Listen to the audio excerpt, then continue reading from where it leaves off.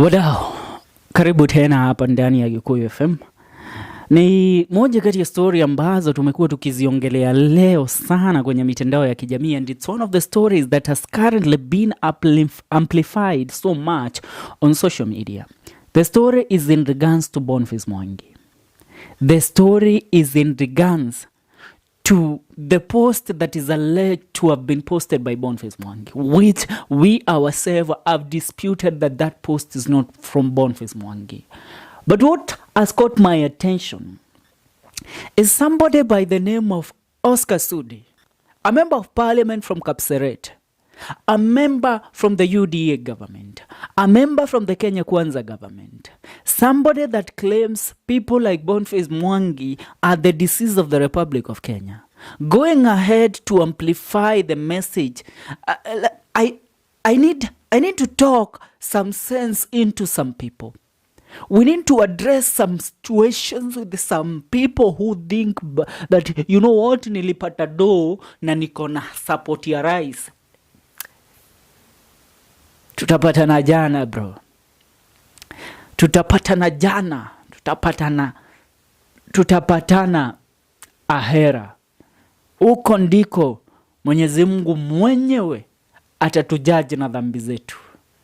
You think because now here on earth you have money than these people have, you people think that you own the world. People like Sudi. So let's get back to the story, because the story is one of the most trending stories in the country as of today. Boni kupitia ukurasa wake wa kijamii, and mostly which was on Twitter or X, a message was posted, and this message implicated self-harm. Ujumbe ukafanya wasee wa realize, wait a minute, nika Boni yuko sawa. So a lot of people trying to reach out to Boni, but they could not access Boniface Mwangi. That's where questions arose. Questions zikaanza kuingia na watu wakaanza kuwa na question marks. Wait a minute, what is happening? Is Boniface Mwangi safe? What is happening to the people's watchdog? What is happening to the people's watchdog? Now, I will always tell you, give credit where it's due.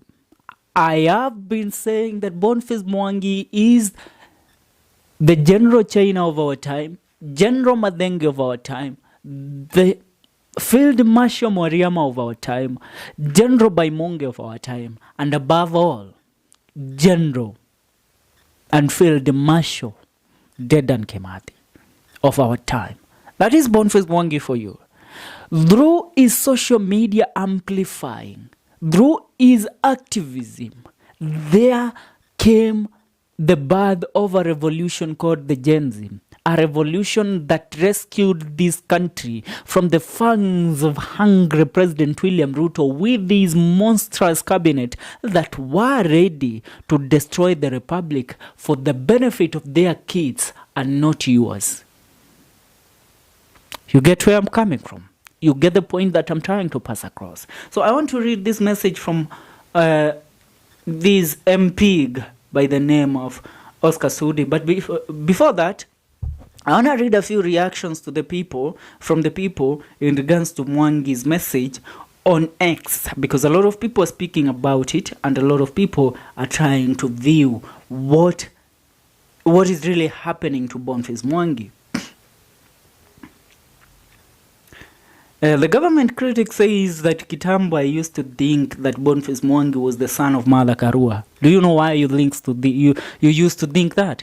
It's because Boniface Mwangi has associated himself with the best brain in terms of the people that have the interest of the Republic of Kenya in their heart. And you cannot speak about you cannot speak about leaders with the interest of the Republic at heart, leaving out the name of Madam Mother Karua. Now, many are saying that this seems Boniface Mwangi account, he was kidnapped. Somebody said that he was kidnapped, and somebody accessed his account, posted that, then deactivated the account. Kulai says the courageous Boniface Mwangi cannot come at a time to harm himself. They say that the government has instilled pain into Boniface Mwangi to force him towards that action, which I agree with you. Sometimes, you're pushed to the limit. As a man, everybody has their breaking point. As a man, everybody has a point where they cannot cross that line. You know what? I'm fed up of this thing. It's about time I say adios. It's about time I say goodbye. So, many are alleging that Boniface Mwangi is not stable mentally right now because of the push that the Ruto's administration has had on him since the demonstrations by the Gen Zs. Because this is one of the most life-changing event in Boniface Mwangi's activism life. But truth be told, Boni hawezi fika hiyo point. Uni mse anapenda life, uni mse anapenda wife yake watui. That's one thing najua na Boni.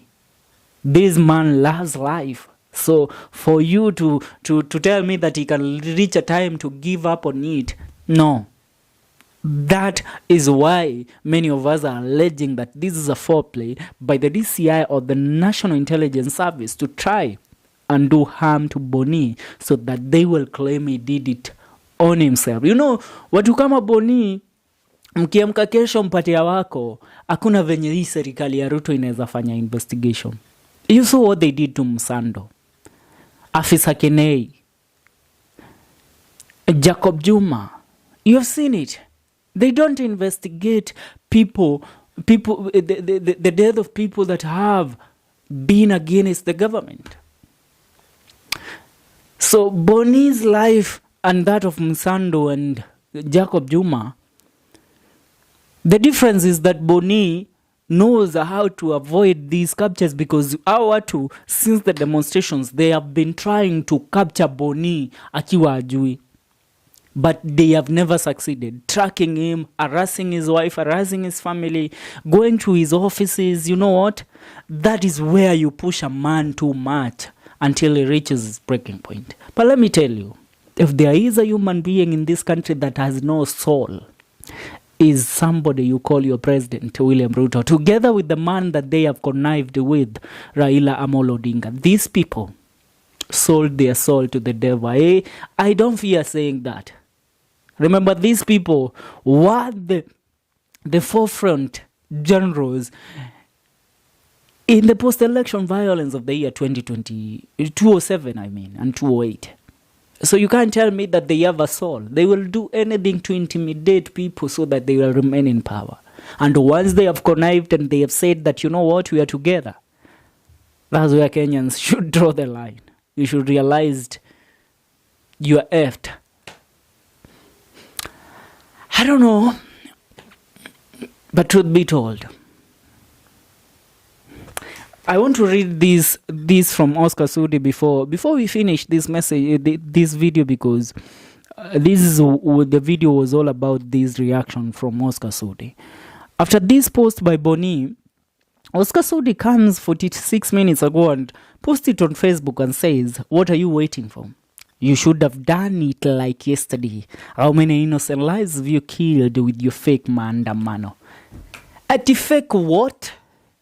This guy there calls Gen Z's maandamano fake. You know what? Kubeba kichwa kama bakuli ya meno is one thing that we should not tolerate in this country. People like this should be behind bars or should be at a mental institution somewhere, wakisaidia kuosha huko. Doesn't matter una pesa una wewe mbwa wewe. Sometimes you people make me so mad. I hope this government react. How these leaders of yours go ahead to imagine you are a member of parliament and that is a message you feel so.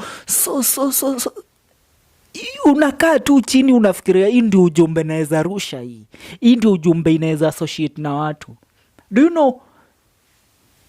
Wewe unadanganyanga wakale wale wa huko kwa kijiji. Hata wakale watawa hawezi kuchagua wewe. Wani umbwa. They can't choose you. So this guy says that the mandamanos were fake. Do you what is the reasoning of this guy is no different from that of the other guy saying that he was a photo a photo expert nonsense forensic analysis.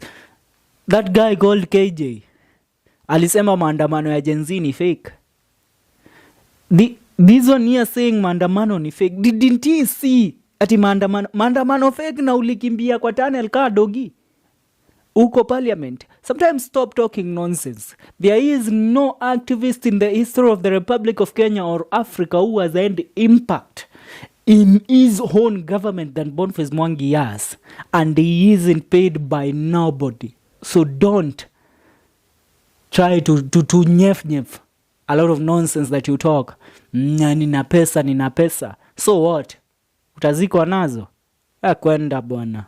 You talk a lot of rubbish. Mimi msinikasirishe by the way. Mimi nachukia viongozi wengine utumia vichwa kaa haga kufikiria. Nachukia watu. I hate them.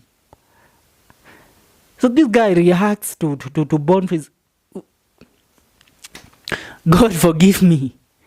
God ya Rabbi nisamehe.